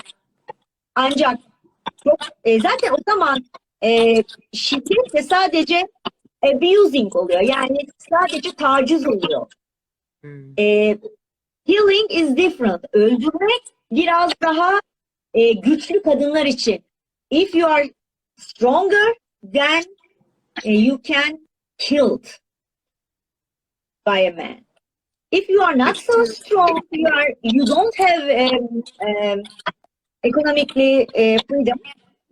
So violence is yes, there is a violence. I'm not accept this, but Less. yeah, not less, but bearable, maybe. But it shouldn't be, of course. Tahammül edilebilir şiddet diye bir şey yoktur. Ama kadınların tahammül ettiği bir şiddet. Ben buna belirtmek istiyorum. Tahammül edilebilir şiddet yoktur. Hiçbir şekilde şiddet tahammül edilemez. Görmezden gelinemez, kabul edilemez. Ama ekonomik olarak özgür belli bir şiddete tahammül ediyor ve bunu görmezden geliyor. Gelin olarak yetişkiye çok sesini çıkaramıyor. Ama artık ailelerin daha fazla kızlarına ilgi gösterdiğini düşünüyorum ben. Ama dediğim gibi olay bu değil. Onlar şiddetin önlenmesi ayrı bir konu, ama boşanma ve evresinde oluşan öldürme olaylarını engelleme biraz daha farklı. Yani ikisi aynı gruba işlenmiyor. Bu cinayet ikisi aynı yerde değil. Ve birçok aile için şiddet günlük bir olay. Çok normal bir olay. Çünkü şiddetin ne olduğu bilinmiyor. What is abuse? What is violence in the family? I think families doesn't know exactly what is abusing. Sexually abusing. What is it? Verbally abusing. Yeah. What is it? Cheating. Physically abusing. What is it? Verbal, condescending comments, derogatory comments. Yes, many of the women doesn't know what is the abuse. Yes. So they can't do anything actually. Also, man doesn't know. Erkeklerin de şiddeti normalleştirmeleri hata. It's not normal. Cheating a woman is not normal. Bir kadına vurmak, bir kadına aslında kadın erkek dememek lazım. Bir insanın bir insana, bir canlının bir canlıya vurması yanlış. Any living thing. Bütün yaşayanların bunu göstermesi gerekiyor, bu saygıyı. Yani böyle bir şey yok. Kadın erkeğe de vuramaz, erkek de kadına. Ya da aşağılamak, en kötüsü o. Kişiliğinin aşağılanması, hareketlerin aşağılanması. Çünkü bu aşağılamanın sonunda bir süre sonra kendine güvensizlik, toplumdan kendini çekme, kadın inciniyor. Erkek biraz daha belki bu konuda vurdum duymaz ama kadın inciniyor. Kadın daha ne bileyim, daha naif herhalde ya da daha mı duygusal. Ama fark etmez yani, kadın ya da erkek. Yanlış, o da yanlış, o da yanlış. Ama şu var yani, bu istatistikler tutuluyor. Aynısını kaç kadın erkek öldürdü diye tutulsun. Ona da bakalım. Yani sonuçta erkeklerin daha çok erkekler erkekleri öldürüyor. Erkekler kadınları öldürüyor. Erkekler çocukları öldürüyor. Erkek öldürüyor. O zaman sorun erkekte. Yani sonuçta kadın katil sayısı herhalde biraz daha farklı yani. Hani istatistik olarak bakmak lazım. Diyeceğim o ki erkeği de yetiştiren kadın. Ama tabii böyle yani eğitim falan, ben ne eğitimli insanlar gördüm, karısını dövüyor yani. Bu eğitim de değil, başka bir şey olmalı ve ne olduğunu bilmiyorum. Galiba şefkat eksikliğimiz var. Şefkattir bunun ilacı. Sevmeyi öğrenmeyi bilmemiz gerekiyor. Sevginin tarifini doğru yapmamız gerekiyor. Sevgi içinde öfkeyi barındırmamalı, içinde nefreti barındırmamalı ve şiddeti barındırmamalı. Sanırım toplum sevginin tarifi doğru yapılırsa, doğru sevilirse, doğru sevmeyi öğrenirseniz insanlar, canlılar, yani insanlar, çünkü canlılar biliyor. Ben hiç bir kedinin hani yavrusunu dövdüğünü görmedim. Döverek öldürenler var çünkü. Dolayısıyla bu tanımların doğru yapılması, tanımların gerçekten oturtulması gerekiyor. Yani işte üniversite eğitimi değil yani o da. Ya da aile içi eğitim falan değil. Kişinin kendine eğitmesi. Duyguların eğitimi. Kendine hakimiyet. Kontrol. Bunlar bence en önemli şey. Yani bunlar olursa bu şiddet bir son bulabilir. İnsanın kendine eğitmesi. Özellikle de erkeklerin. Çünkü eril bir dünyada yaşıyoruz. Kontrol erkeklerde. Men are the controller in our society. Everywhere, in the world.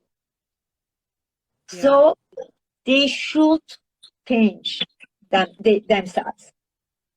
Yes. And Yani erkekler değişmediği sürece it's also the fact that because they are stronger and bigger, you know, the way of aggression is shown as machoism, you know, he's alpha man or macho man. But truly an alpha man or macho man is not a man who beats a woman, you know.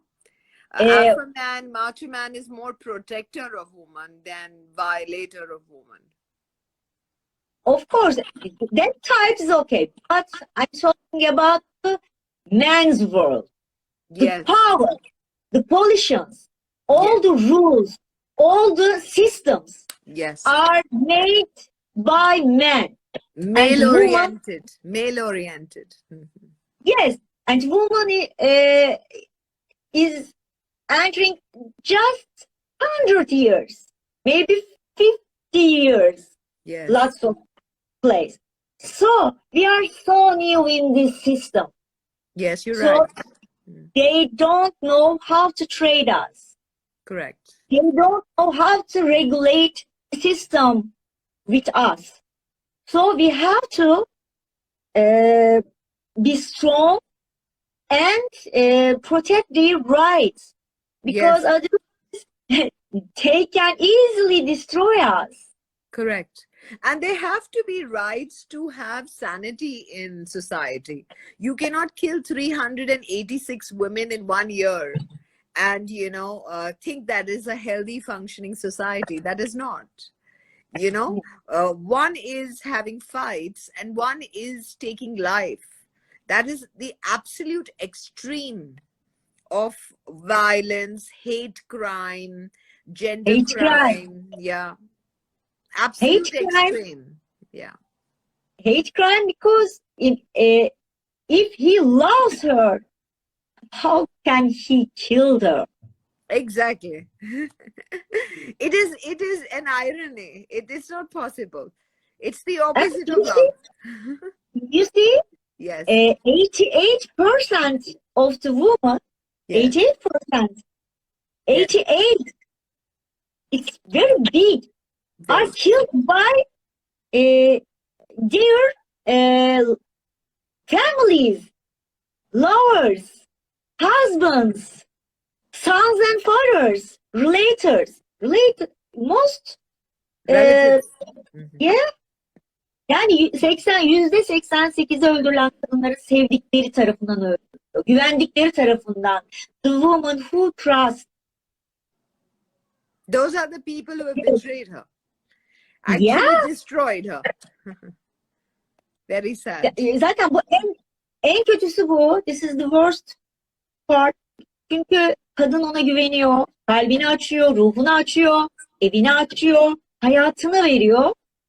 Ama bir gün artık ben istemiyorum dediğinde adam onu öyle mi deyip öldürebiliyor. Ben çok uzatmak istemiyorum çünkü benden sonra bir konuşmacı daha var. 2 konuşmacı hatta var. Shortly, it is a nightmare. Please learn how to love. That's a beautiful message. I think in such an extreme situation, that is a very beautiful message. Because love is not in words, it's in actions. If 87% of women are being victimized, that is like majority of the population. Yeah. It's a very beautiful message, Zümrüt. Thank you so much, Zümrüt. I greatly appreciate your time, your insights, and we must do a elaborate live on this subject very soon. Okay, thank you, and thank you. Thank you. Much love. Invitation. Thank you. Take care. Bye. Bye-bye. Thank you. Bye-bye. So that was Zümrüt from Istanbul, Turkey, and she gave us very valuable insights on the crime rates against women in Turkey, from the fathers to the husbands to the sons, and it's shocking, It's a shocking moment for me to hear these statistics, and I'm sure all the followers are also going to be in a state of shock if 87% of women are victims. That is pretty much the majority of society.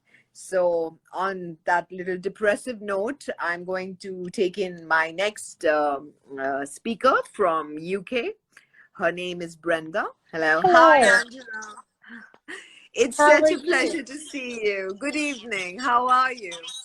Good evening. Nice to see you again. You look wonderful. And so do you, my dear. Anxhela, I would like to take a minute to introduce you first, if you may allow me.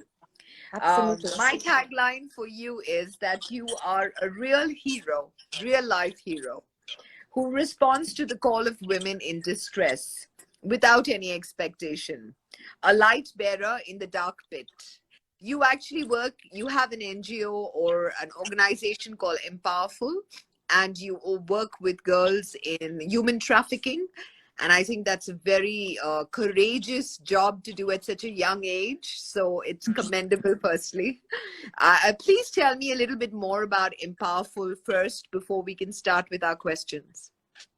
Absolutely. Thank you so much for giving me the space to talk about that, especially in terms of Empowerful, because we're not an NGO, we are a socioeconomic model, which means that all the funding that we get goes directly in the work with survivors. We don't take any fees or any office costs, logistical costs.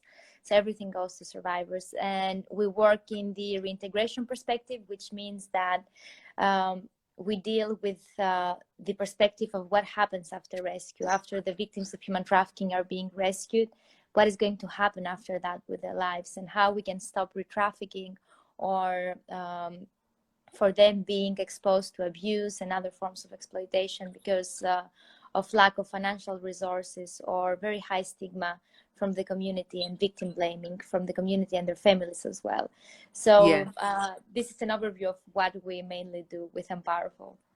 Yes, I want to ask you about this is not in the two questions, it's just out of curiosity. Absolutely. That the girls who get into human trafficking, I mean, are they kidnapped or are they sold? I mean, how do they get into this, a very dangerous scenario, which is quite a dark future? Absolutely. There are different ways. I can talk about Albania or the European context, which usually for the form of sex trafficking within the human trafficking umbrella, there is the lover boy method, which means, for example, I am a 16-year-old girl and I live in a very patriarchal family, so I can never be able, I take an example, so I can never be able to go out or go and have a drink with my friends after school because my parents don't allow me. So a nice guy comes in, meets my father, tells him that he wants to marry me and send me to Italy and have a wonderful life.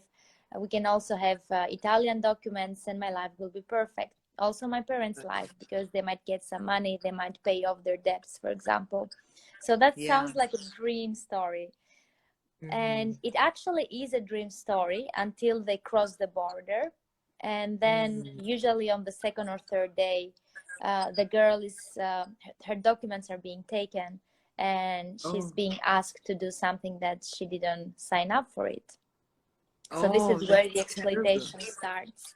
And she can never ask to her parents about help because her parents know that she's safe.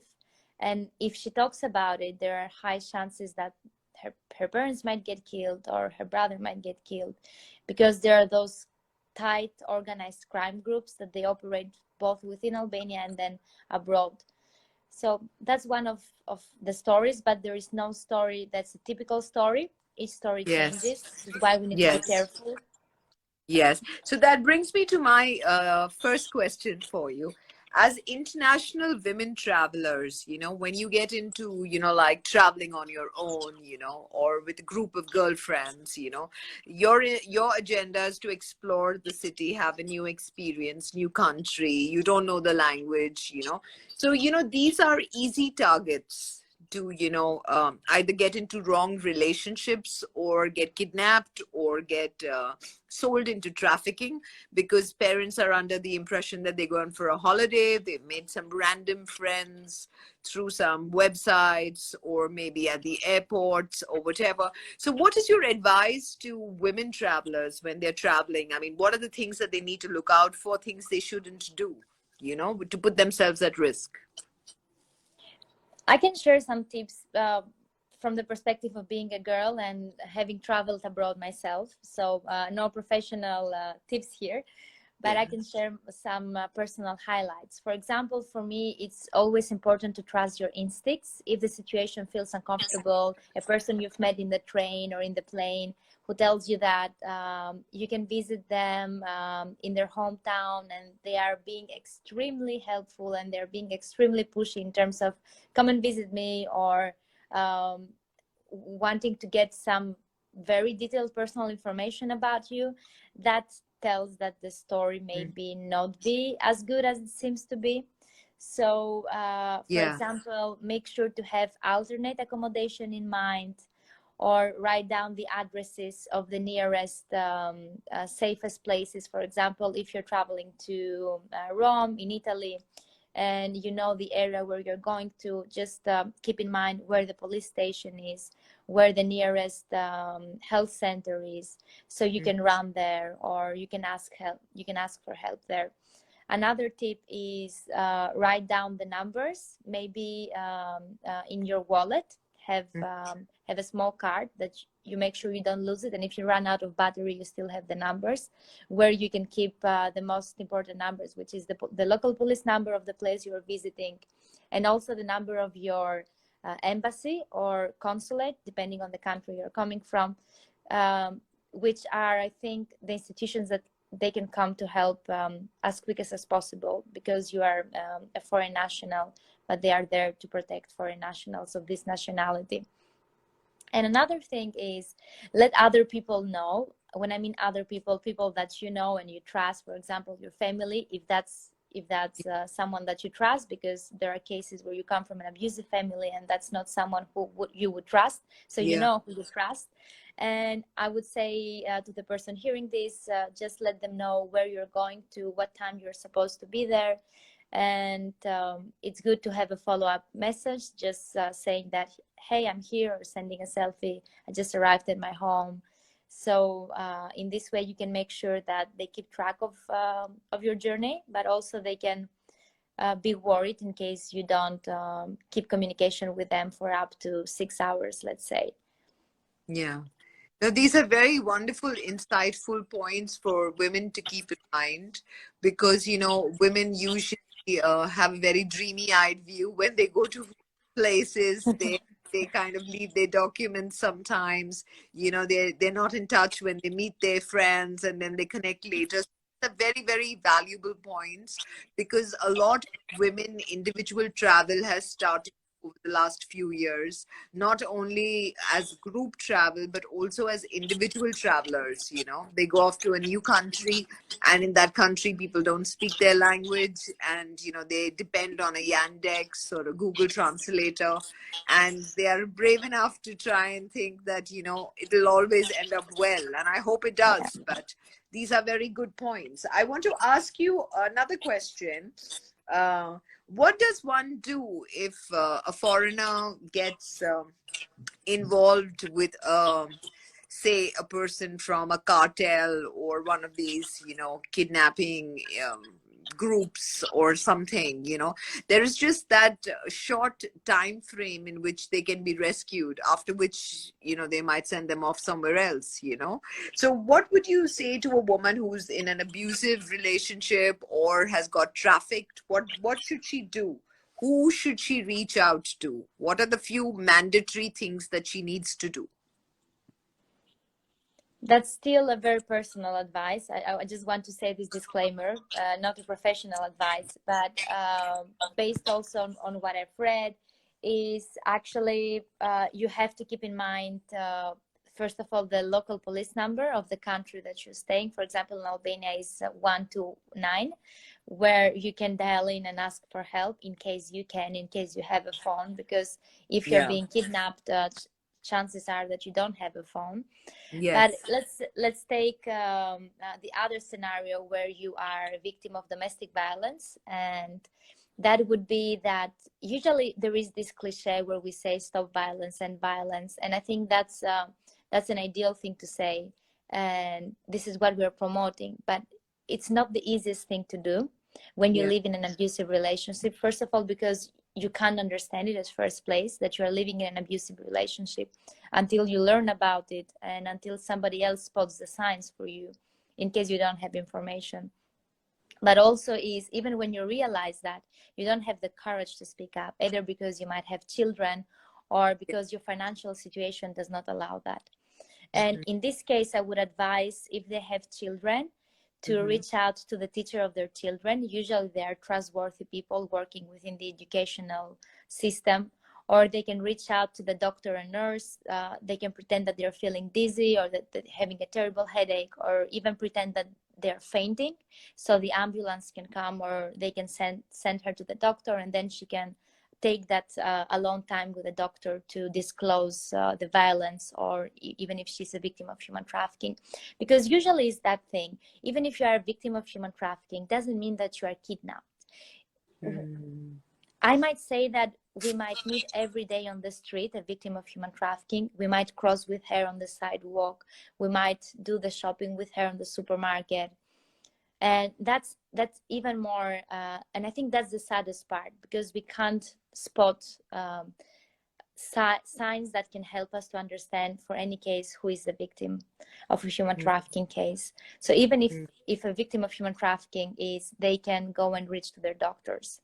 Another thing is the free hotlines, and this also depends on which country they're going, because if it's a developing country, chances are that they might not be able to access a national free helpline, but usually most of the countries have.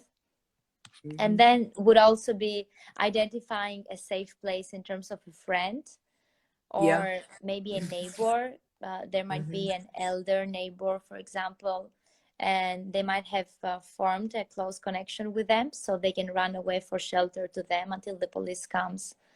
And usually when we talk about very high extreme abusive situations, we can also give tips. For example, have a second phone if the finances allow, even a cheap phone, so that you can keep track of the phone calls with the police or the concealing line until you try to gather evidence to report the domestic violence case, because sometimes you can't even report it, depending on also on the links that your ex-husband or your trafficker has with the local police when we talk about corrupted countries. And of course, Albania has some cities and some specific commissariats that are corrupted, not the entire commissariat, but of course police officers that they've been proved to be corrupted also in the media.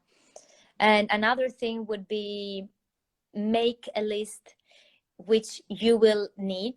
And what I say with that, I call it the safe pack. So this would include birth certificates, social security cards, and passports for you and your children if you have children, and keep them in a very safe space, for example, under the mattress or under where you store your bed sheets, for example. This is a place that sometimes the trafficker or the man would not search. And usually it's also financial records, for example, recent bank statements or something that can prove that you have access to finances, so that you can get them after you leave this violent situation. Also, this includes housing documents, but we talk about vulnerable situations where the finances might not be very well, so this might not always be the case. And also another thing would be credit cards, if there are any. If we talk about the situation in Albania, they're usually not, but also a written copy of phone numbers of important addresses that you need to have when you leave this abusive situation. This is not an explicit list, and of course, and I would love it's a great list. to share It's a great list. other items. Yeah, but I think you shared some really amazing stuff. Anxhela, I just have one question to ask you. That the girls that you help who have been victims of human trafficking, have you relocated any of them, and have they faced any stigmas in being accepted into society? Well, we've worked previously with survivors of human trafficking, and recently with Empowerful, we had a group of vulnerable women, which does not mean that they've been victims of human trafficking, but they are in vulnerable situation. We can't disclose a lot of information. But from what we have discussed with our previous participants is that 7 out of 10, they have faces and stigma. 7 out of 10? There is also... Sorry, yes, there is also stigma. There's Yeah. also stigma between them. if one of the participants knows about the story of the other participant, this creates also stigma in the interaction and the way. So there is this stigma, and I can understand it fully, because when you cannot understand and accept your story, and until you feel fully empowered within your story, you can't feel empowered to share it with others and empathize with others. So I think that's completely fine with us. But yes, there is stigma, and we work with survivors, which means that they've already been through the rehabilitation phase, the relocation phase. So we didn't have to deal with that because we don't have the resources. We have very few resources, and what we have, we focus on this economic empowerment perspective. Yes. No, I'd love to put your links so that all our followers on Instagram, Facebook, LinkedIn, all can follow the good cause that you're doing, and also maybe donate to that. That would be great. And, you know, this is something I feel what you're doing is phenomenal. So I will definitely put a bold header there for people to get in touch with you. And thank you so much for your time, Anxhela. I appreciate this. I appreciate you for what you're doing. Thank you so much, Anne. I really appreciate what you're doing. I'm leaving you now because I know we're tight on time, but we will stay in touch. Bye-bye. Yes, I'm going to do a dedicated one with you for sure. Don't worry. Cheers. Bye-bye. Bye-bye. Take care. Thank you. So that was Anxhela from Albania.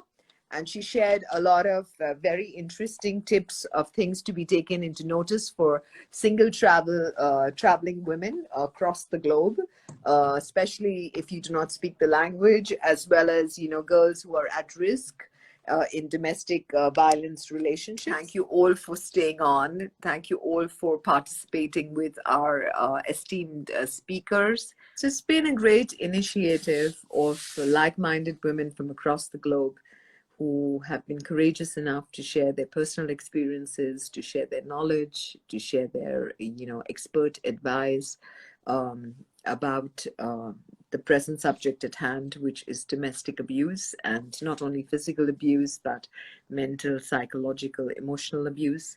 Well, the learning from all our speakers that came today from across the globe is that a mindset change is very important to see change in society.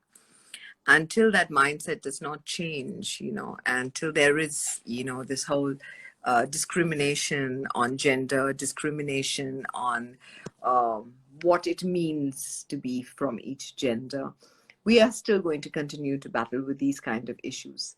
And the moment the change comes where a man is not necessarily macho only if he is aggressive, but also when the sensitive side is there in him, and a woman is not only feminine if she is obedient, but when she is independent as well, that is when change will come in society.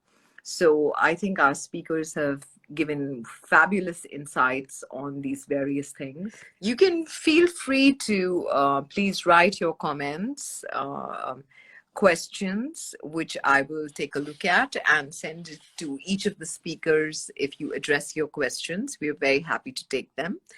This has been supposed to have been a short session of 1 hour and 20 minutes, but we are going to have these speakers come back again and talk at length about their experiences, share their knowledge with us, and give their advice in specific cases where we will give you sufficient time to plan your questions. And I thank you all for supporting this initiative, for the numerous video messages that came in from friends like Yugen from Germany, Aslahan from Turkey, Babita from Turkey, Akansha Maker from India, and many more. Dr. G.D. Singh from Asian African Chambers of Commerce and Industry and Passion Vista, our supporting partner, which is Suffderma, to Javed Akhtar and Naved Sheikh for the support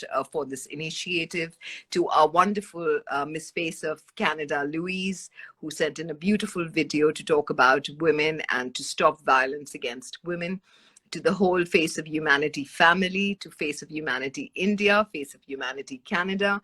And I think I'm just so indebted to everybody who has supported us. And the most of all, I can't say last but not the least, is to Dr. Amina Ali, who is a fierce and passionate protector of the feminine gender, and she has been tirelessly working in this field for 20 years. We had Karin, who joined us first from the USA, who's also a protector of the female gender, an activist like Julie. They were on our panel of experts, and then we had individual experiences from Sonia. We had Vijaylakshmi Nadar from the US, who shared their experiences as courageous women. And we had the youth icon, which was Sifat Sehgal from India as well. So thank you everybody who has made this a successful initiative. I wear orange as solidarity to this purpose.